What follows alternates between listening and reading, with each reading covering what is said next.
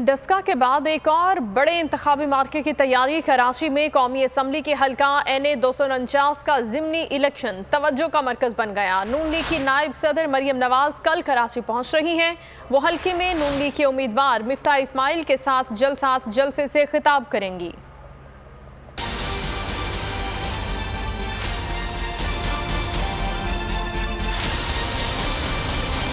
डस्का के बाद एक और बड़े इंतखाबी मार्के की तैयारी।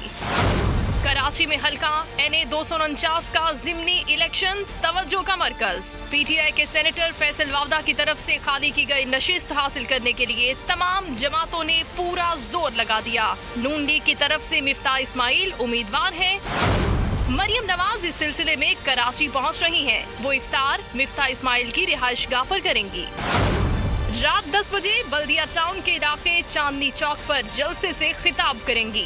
NA 249 में ज़िमनी इंतखाब 29 अप्रैल को ही होगा। इलेक्शन कमीशन ने सिंध हुकूमत को आगाह कर दिया है। कोरोना SOPs पर अमल दरामद के लिए खुसूसी अमला तैनात करने का फैसला किया गया।